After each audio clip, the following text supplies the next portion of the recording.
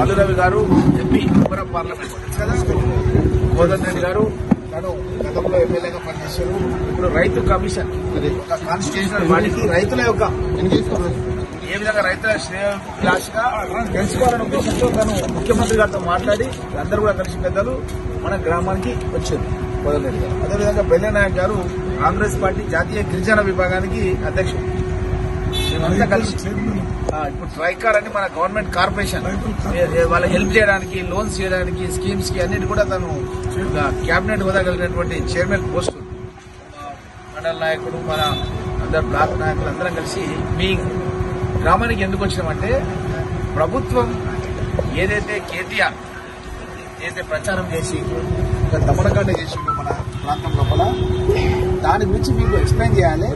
ప్రభుత్వం దౌర్జన్యంగా భూములు తీసుకునే ఆలోచన ప్రభుత్వానికి అసలుకే లేదు. ఆ విషయం తేటతెల్లం చేయడానికి మీ దగ్గరకు వచ్చింది. ఒక్క ఇల్లు కూడా టచ్ కూడా చేయరు మన కాంగ్రెస్ ప్రభుత్వం, ప్రజాప్రభుత్వం. ఒక్క ఇల్లును కూడా మనం తీసుకోం. ప్రజలు ఒప్పుకోకుంటే ఈ పరిశ్రమలు కూడా పెట్టాం మనం, అర్థం కదా.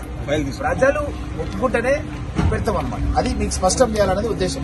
అదేవిధంగా ఒకవేళ మీరు ఒప్పుకోవాలంటే కలెక్టర్ గారు మొన్న వచ్చారు, అడిషనల్ కలెక్టర్ గారు వచ్చారు. వాళ్ళు ఏంటంటే మీకు ఒక ప్రతిపాదన చెప్పడానికి వచ్చారు అంతే తప్ప ఇంకోటి కాదు. ప్రతిపాదన ఏంటి?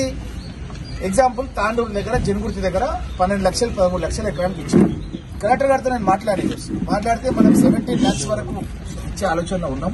నేను చెప్దామని వచ్చినా, కానీ అక్కడేమో ఈ సురేష్ అనే వ్యక్తిని కేటీఆర్ హైర్ చేసి మొత్తం మీరు చూసారు కదా ఎట్లా దమనకాండ చేశారు.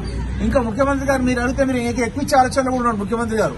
అదే నా నియోజకవర్గం వాళ్ళే నాకు ఎక్కువ, వాళ్ళకంటే ఇంకెవరు ఉంటారు? ఇంకేమైనా ఎక్స్ట్రా అడిగినా సరే ఇవ్వడానికి ముఖ్యమంత్రి గారు సిద్ధంగా ఉంటారు. కలెక్టర్ గారు అయితే 15 లక్షల వరకు ప్రిపేర్ అయ్యి వచ్చింది చెప్పడానికి. జనగుర్తిలో ఇచ్చింది 12 లక్షలే. అది ఒకటి. ఇది కాకుండా ఒక్కొక్క ఎకరకు ఒక ప్లాట్ ఒక 150 గజాలు, అది హకీంపేట దగ్గర డెవలప్ డిటిసిపి లేఅవుట్ లో రోడ్లు, ఎలక్ట్రిసిటీ, వాటర్ అన్ని ప్రొవైడ్ చేసినటువంటి ప్లాట్. ఇది కూడా కాకుండా ఇందిరమ్మ ఇండ్లు, ఎస్సీ ఎస్టీలు అయితే 6 లక్షలు, బీసీ ఇతరులు అయితే 5 లక్షలు పెట్టి ఇందిరమ్మ ఇండ్లు కూడా ఎంతమంది యుక్త వయసు వచ్చిన ఉంటే అంతమందికి ఇవ్వాలన్నది గవర్నమెంట్ ఆలోచన. ఇంట్లో ఎవరైనా ఉద్యోగం చేయాలనుకుంటే కూడా అవుట్ సోర్సింగ్ కింద దానంలో. అదేవిధంగా ఎవరికైనా ఉద్యోగం కావాలి. ఇప్పుడు మన దగ్గర మెడికల్ కాలేజ్ వస్తుంది, ఇంజనీరింగ్ కాలేజ్ వచ్చేసింది ఆల్రెడీ, క్లాసెస్ కూడా స్టార్ట్ అయిపోయినాయి. చాలా మందికి నేను సీట్లు కూడా ఇప్పించాను ఇంజనీరింగ్ కాలేజ్. అదేవిధంగా వెటర్నరీ కాలేజ్ వస్తుంది. ఇవన్నీ కూడా 100 ఉద్యోగాలు ఉంటాయన్నమాట దాంట్లో, 1 కాదు 2 కాదు. అవన్నీ ఎవరికి? మన స్థానికులకే ఉద్యోగాలు. ఇమీడియట్లీ అవుట్ సోర్సింగ్ కింద ఉద్యోగాలు కూడా ఇచ్చేస్తాం. ఇవన్నీ కూడా కలిస్తే ఎక్కడ ఉన్న వాళ్ళకి కూడా 30 లక్షల ప్యాకేజ్ వస్తుంది అన్నమాట. గతంలో జనగుర్తిలో గత ప్రభుత్వంలో ఏడాది కింద వాళ్ళు 12-13 లక్షలు ఇచ్చారు. మనం ఎక్కువ ఇస్తున్నాం. 4 లక్షల ఎకరాలు బీఆర్ఎస్ గవర్నమెంట్ ఎక్వైరీ చేసింది, నిర్దాక్షిణ్యంగా ఎక్వైరీ చేసింది. అసలు దిక్కు దివానం లేకుండా చేసింది. మనం అట్లా చేయదలుచుకోలేదు, అట్లా చెయ్యం కూడా. ప్రజాపాలన రేవంత్ రెడ్డి గారు ముఖ్యమంత్రిగా తన నియోజకవర్గంలో ప్రజల యొక్క మన్ననలు పొంది ముఖ్యమంత్రి అయ్యిండు. ఏ విధంగా నియోజకవర్గం అభివృద్ధి చేయాలని చెప్పి మేము ఎప్పుడు డిస్కస్ చేస్తుంటాం. మొన్న దసరా పండుగ కూడా వచ్చినాం, మీరు ఉన్నారు కదా. ఆడ నుంచి ఎల్లిపాడ్ వరకు మేము కలిసి వచ్చేటప్పుడు ఇదే చర్చించినాం. ఎట్లా డెవలప్ చేయాలి మనం కొడంగల్, ఏం చేద్దామని మేము చర్చించినాం. ఎల్లిపాడ్లో ఎక్కేటప్పుడు హెలికాప్టర్లో కలెక్టర్ గారు నిలిచి చెప్పిండు, ఎవరికైనా ఇల్లు కానీ ఇంకోటి కానీ ఏమైనా ఇచ్చేది ఉంటే, ఇళ్ల స్థలాలు ఇచ్చేది ఉంటే లిబరల్ గా ఉండి కలెక్టర్ గారు, ఎందుకంటే మా దగ్గర అంతా పేద ప్రజలు బండలీళ్ళు వేసుకుని ఉంటారు ఇక్కడ అని కలెక్టర్ గారు నా ముందు చెప్పిండు. అట్లాంటి ముఖ్యమంత్రి పైన ఒక అప్రదిష్ట పాలు చేయాలని చెప్పి కేటీఆర్ ఏం చేసిందంటే, ఈ యొక్క సురేష్ అనే వ్యక్తి ఎవరంటే మేము వివరానికి అనుకున్నాం. మణికొండ దగ్గర కోటీశ్వరులు ఉండే ఏరియా లోపల కోట్ల రూపాయలు విలువ చేసే విల్లా లోపల ఉంటాడు సురేష్ అనే వ్యక్తి. ఆయనను ఒక గిరిజనులుగా చిత్రీకరించడానికి అది కట్టిరు. గ్రీన్ కార్డు మా కోదారెడ్డి సభ ఇట్లా కట్టుకుంటా ఇట్లా నెత్తి కట్టిరు. చూసేవా?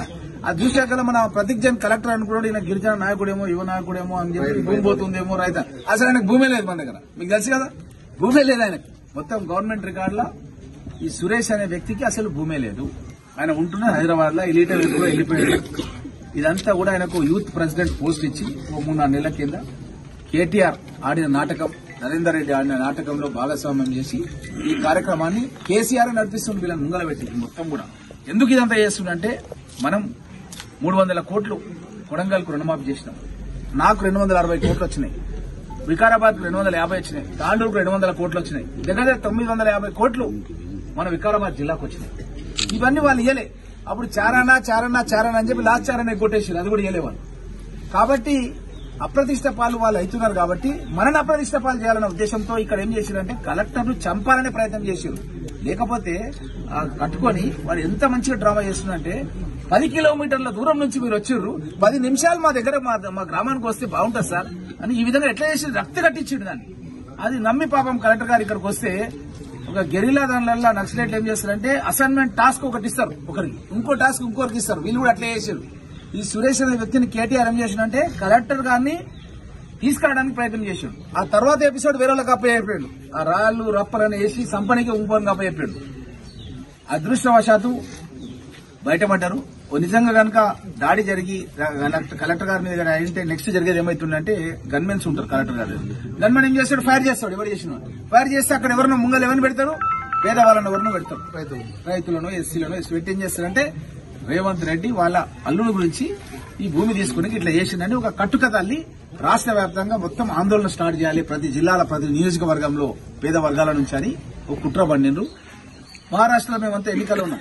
మల్రావి గారు ఒక పార్లమెంట్ ఇన్ఛార్జ్, నేను ఒక పార్లమెంట్ ఇన్ఛార్జ్, అదేవిధంగా నాయక్ గారు కూడా ఒక పార్లమెంట్ ఇన్ఛార్జ్, బెల్లయ్య నాయక్ గారు, మేమంతా ఉన్నాం అక్కడ. రేవంత్ రెడ్డి గారు మేమంతా 3 రోజులు ప్రచార సభలో ఉన్నాం.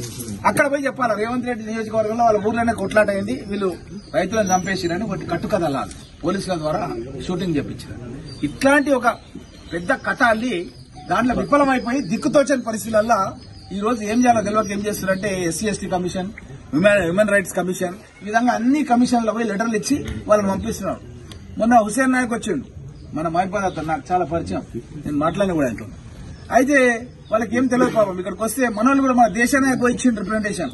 మేము గిరిజనులు సిద్ధంగా ఉన్నాం, మా భూములు ఇస్తాం, మాకు పరిశ్రమలు రావాలి. వాళ్ళ సిద్దిపేట సిరిసిల్లనే వాళ్ళు ఫ్యాక్టరీలు పెట్టుకుంటారా గజ్వేల్, మా ప్రాంతానికి ఫ్యాక్టరీలు రావద్దా?